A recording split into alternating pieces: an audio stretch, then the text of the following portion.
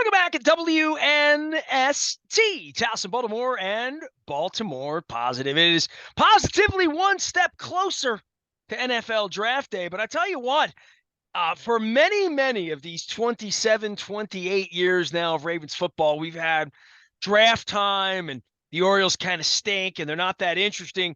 Tell you what, they're not great, but they don't stink. And they're very interesting. We're going to be taking the Maryland Crab Cake Tour back out on the road next week on Thursday and Friday. We'll be at Captain Larry's down at Federal Hill on Thursday. All of it brought to you by our friends at the Maryland Lottery. I had winners at Pappas in Bel Air the other day. The big winner was Mickey Coachella because he got free crab cakes out of the deal. We had a great time up there. Our friends also at Window Nation, 86690 Nation, all month long. Buy two, get two free, 5 years, 0% financing.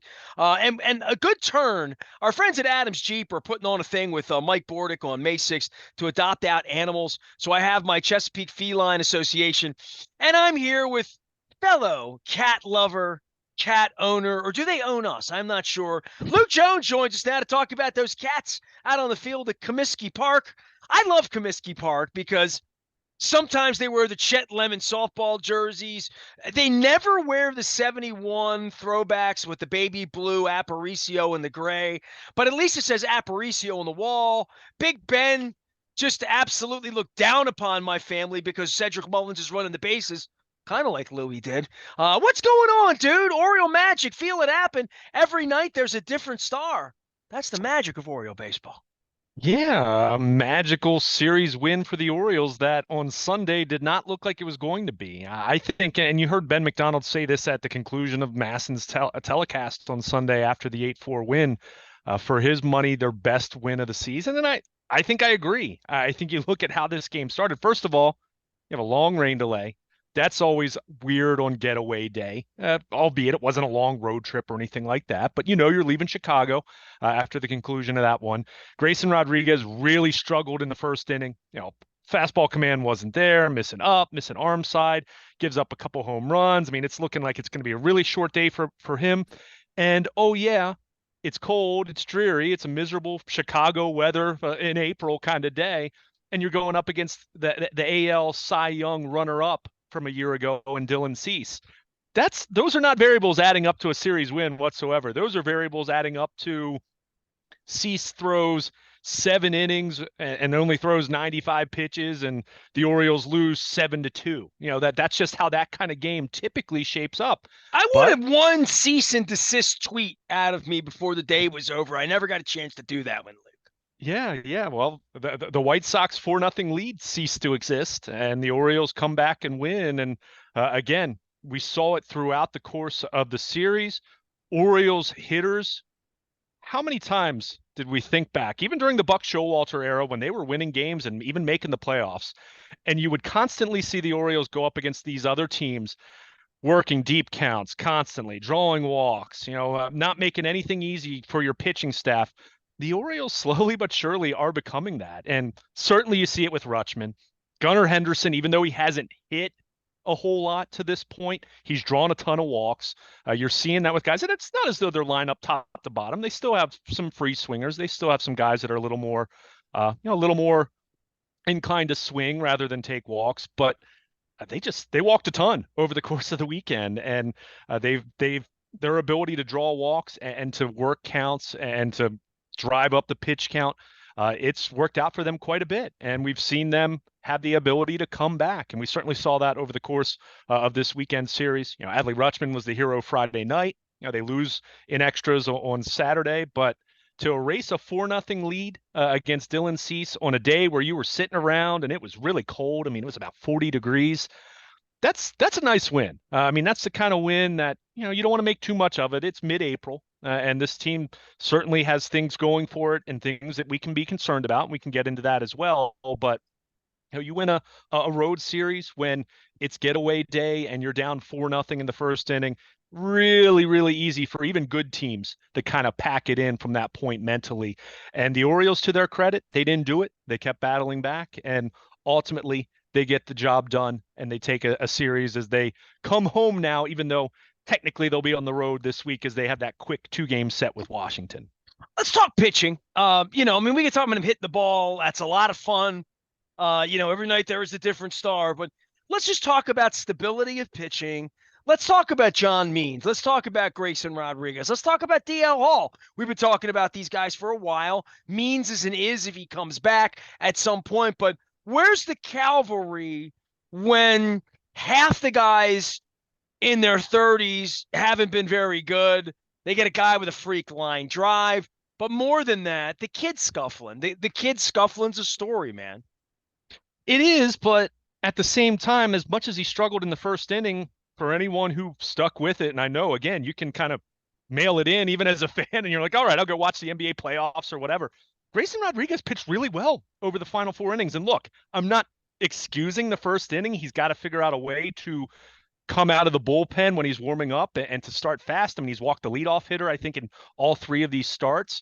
So that's an issue, but I do really like seeing him able to regroup, right? Showing some moxie. I mean, he's 23. Most pitchers when they're that Keep age, pointing that out, by the way. I just got to keep processing what 23 is. you have to. I mean, you have to. As much as we'd love to see him just take the league by storm and it's a Fernando mania kind of deal, more often than not, guys are going to take their lumps, right? So, again, I don't want to sit here and look at the final line and say, well, that's good enough. He'd be the first to tell you, I can't give up 4 earned runs in the first inning, but that game easily could get away from him. And then you're talking about, all right, they've got these off days. What's this mean for the bullpen? We saw the bullpen work a lot.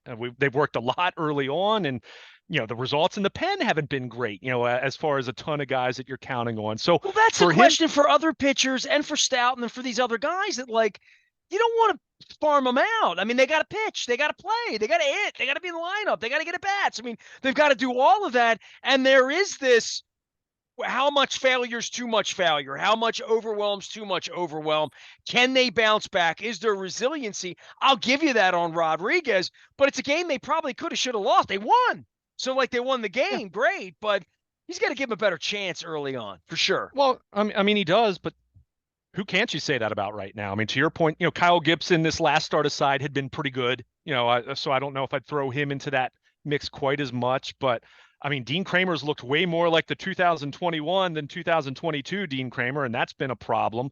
Cole Irvin, as we talked about in our conversation late last week, sent to the minors because, I mean, it's not the results are one thing. He's walking guys, and that's something, he had a career walk rate of 2 per 9 innings entering this season. So, is it a mechanical issue? Is it some kind of a physical issue that he's kind of battling through? He's got to figure that out. Not that you didn't expect Cole Irvin to be your ace, but there's a reason why they acquired him to eat innings and be a guy that raises the floor of the rotation.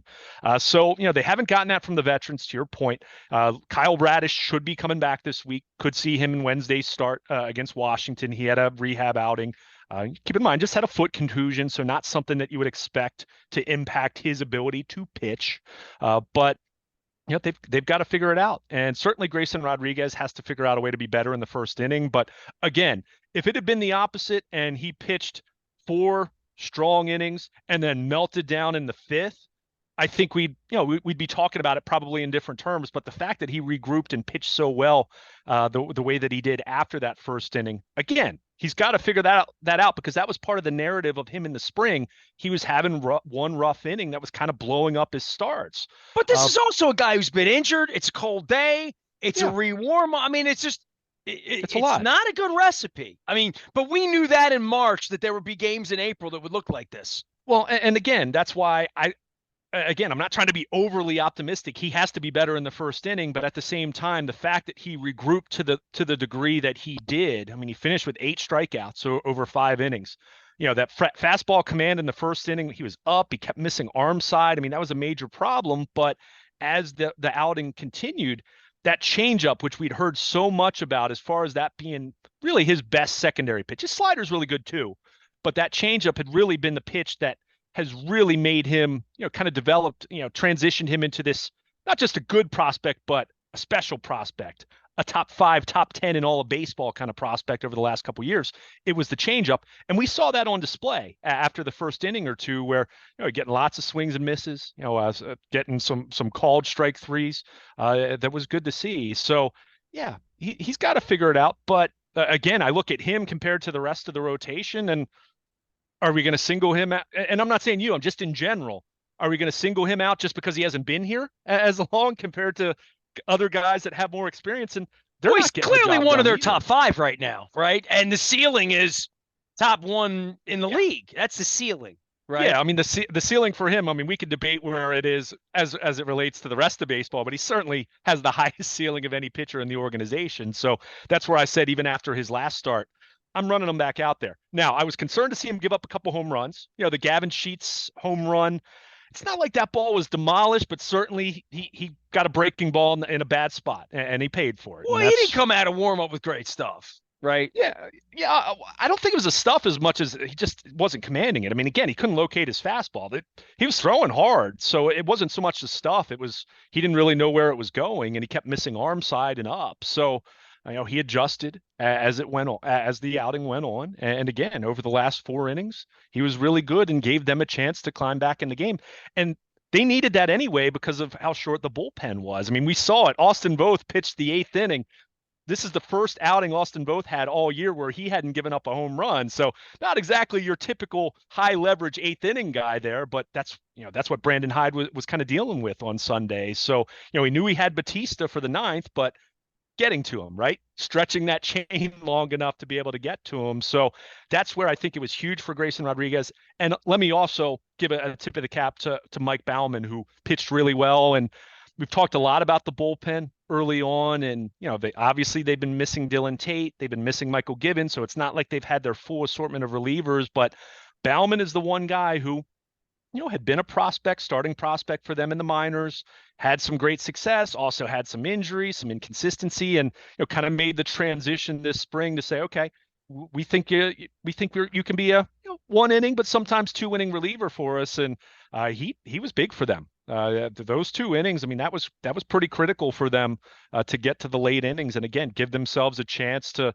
not just come back from a 4-0 deficit, but take the lead the way that they did. So that was good to see. He's got a pretty small ERA right now. Again, we're still in very early small sample size territory in mid-April, but maybe he's the guy that I'm not going to say he takes the Felix Bautista leap from a year ago, but maybe he is a guy that emerges and becomes a little bit more of a high leverage guy for them as the year goes on. Because, again, it's great to have Batista for the ninth, but you have to get to him. And we even saw last year after they traded Jorge Lopez and Batista moved into that role, he did great as the closer. That wasn't the concern, but it was a little more of a challenge bridging the gap, right?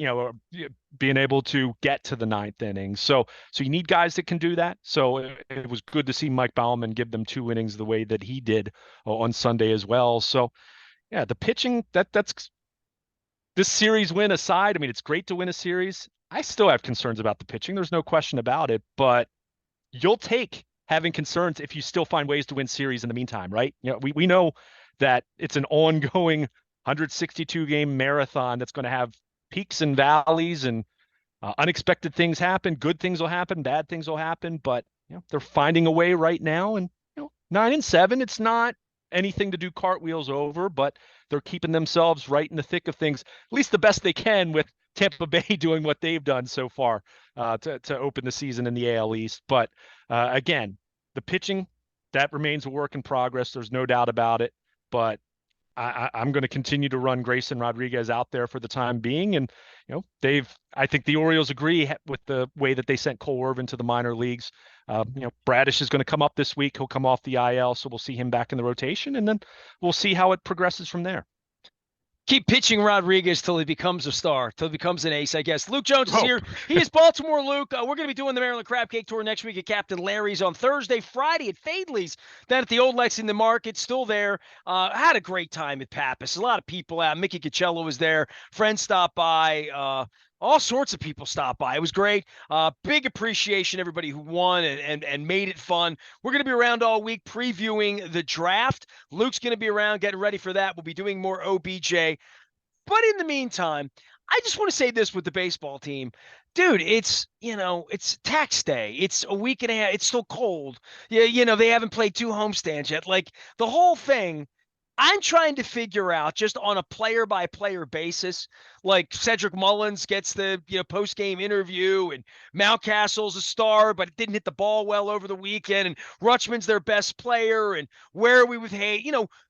Trying to figure out what these guys are going to be when they average out, and I think it's easier with position players than pitchers. Just talk about the ups and downs of the Dean Kramers. But what about the ups and downs of Ryan Mountcastle? There are times he looks like Dave Kingman, and there's other times he looks like, I don't know, something better than Dave Kingman. I don't even know what to say about that. Yeah, and I think we've come to kind of expect that from him, right? I mean, even going back to when he made his major league debut in the weird, truncated 2020 pandemic season with no fans and all of that, we've seen him, he'll go through 2 or 3 or 4 weeks at a time, and he looks like one of the best hitters in baseball. I mean, he's raking, he hits for a ton of power. We know he's going to strike out. At times, he can draw a stray walk here or there, but for the most part, doesn't draw many walks. So that kind of limits think that limits his ceiling as far as his overall offensive profile. But it moves you from goodness. a Kingman to a Gorman Thomas, or what? I guess it depends on the era, right? I mean, certainly he's got a lot of swing and miss in his profile. He doesn't walk a whole lot, but he's got power. And the one thing I will say, and we talked about this a lot last year, we talked about the second half of last year, as fun as it was for the club, we saw Mountcastle and Austin Hayes really struggle after the All-Star break. But this is where I will, and I'll be a little nerdy here. So full disclaimer, I'm warning you. But when you do look at some of the StatCast numbers, exit velocity, they've got, they have so much batted ball data that's accumulated over time. They can kind of tell you based on, where the ball's hit, the launch angle, the exit velocity. They actually are able to calculate an expected batting average. Now, I'm not going to bore you with all those numbers, but the point no, they can do that, and now they know there's no shift too.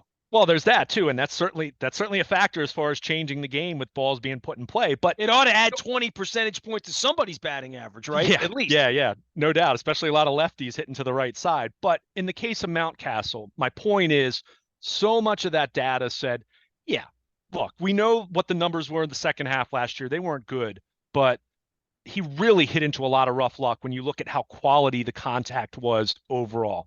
Doesn't mean he was, it doesn't mean he was great, but it just means it wasn't as bad as maybe just the standard numbers looked. So the point I'm trying to make is, I think there are a lot of people that thought, okay, he'll bounce back, and we've seen him have a good April again, as you pointed out, cooled off in Chicago, but it's kind of what he is. We've talked about Rutschman.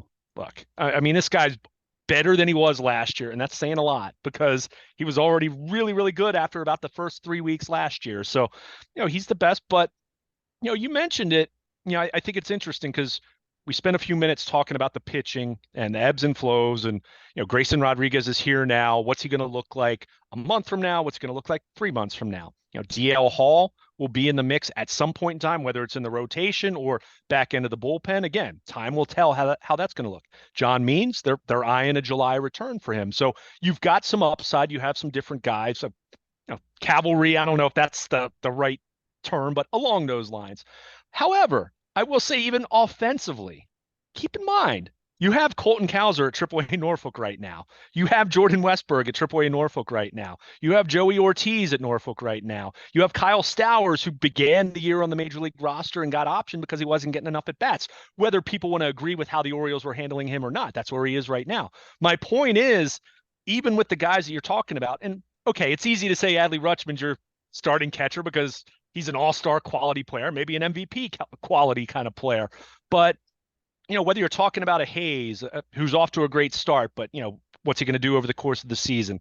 A Santander, Adam Frazier, who, I wasn't a big fan of that acquisition because of the infield depth that they have down below that's coming.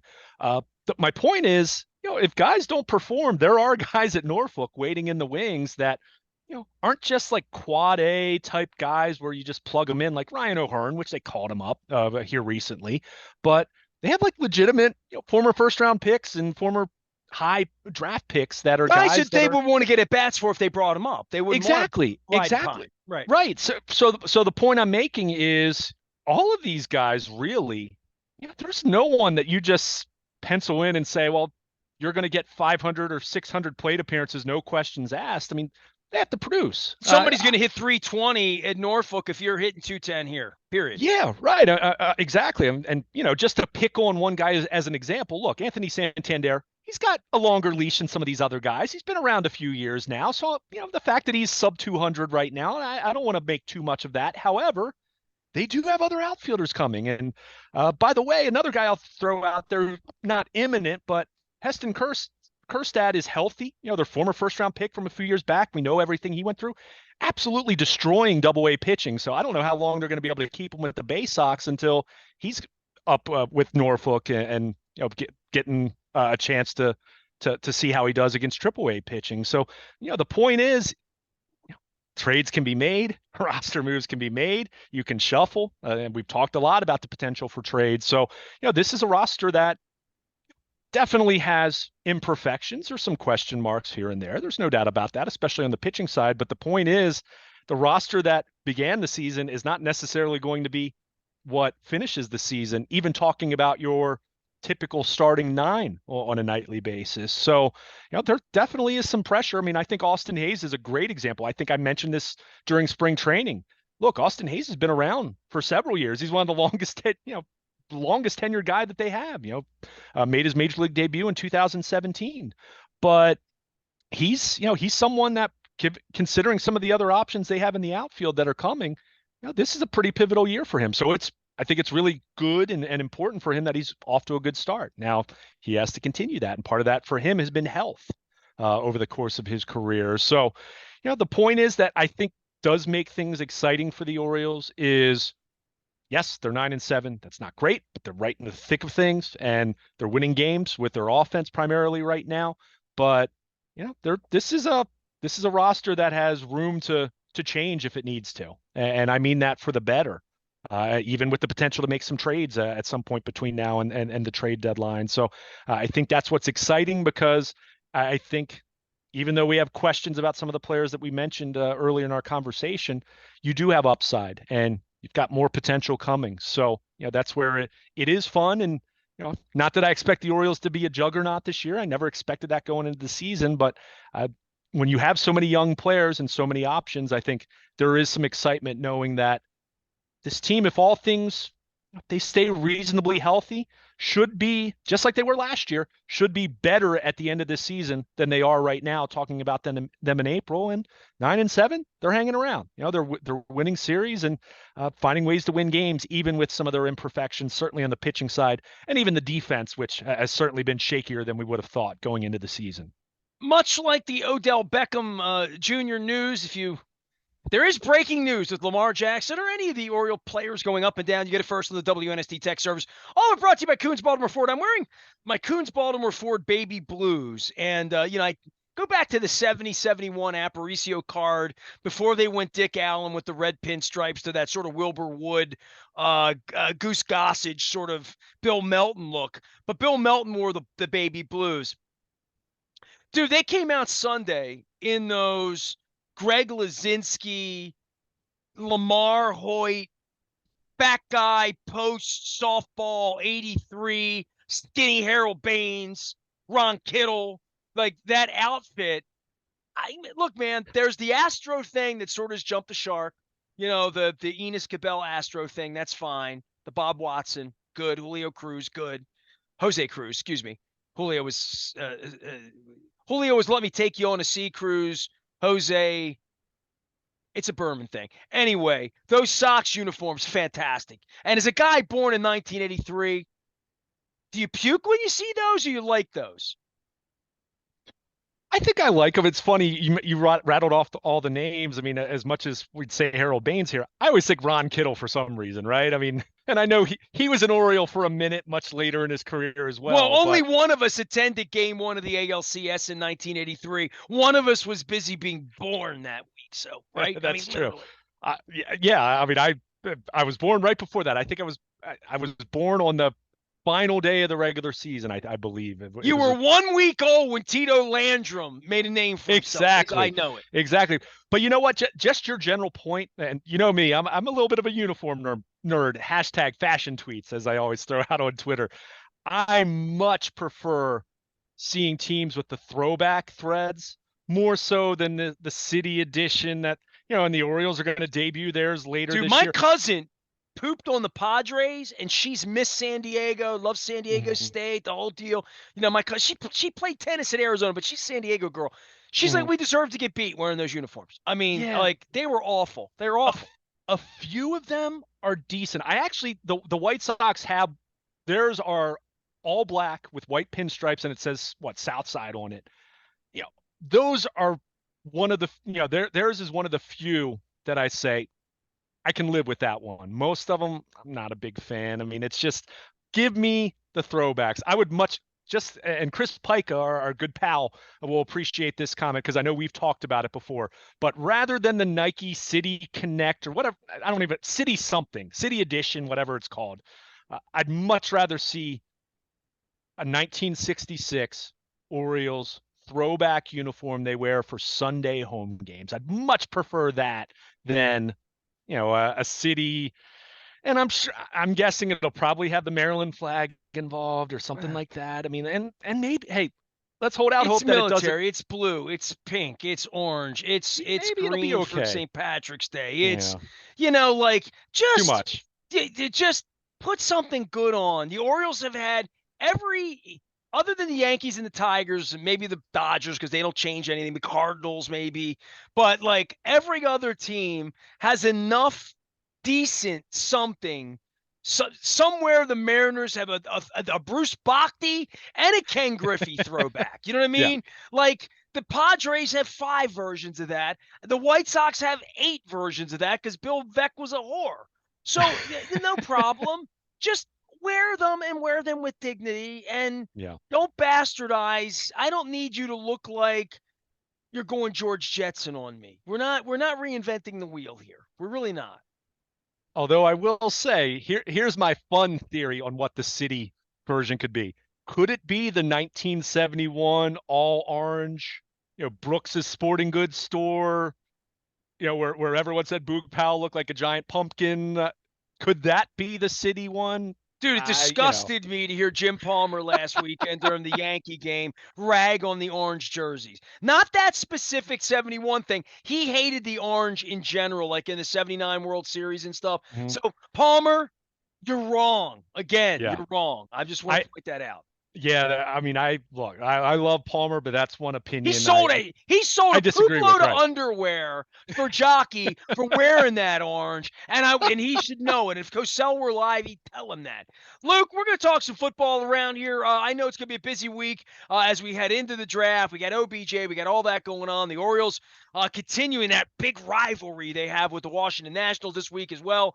I will be around. That's at BaltimorePositive.com. Luke is Luke at WNST.net. We're doing the Maryland Crab Cake Tour next Thursday and Friday. That is draft pre at Capitol. That's a lot of crab cakes for me. I'm going to have a crab cake before the draft and a crab cake after the draft. We'll be at Fadley's the morning after the draft next Friday as well. Can't get Springsteen and the Eagles and Earth, Wind, and Fire every week, but some weeks you can get Adam Sandler. We are WNST, AM 1570 Towson, Baltimore, and we never stop talking Baltimore positive.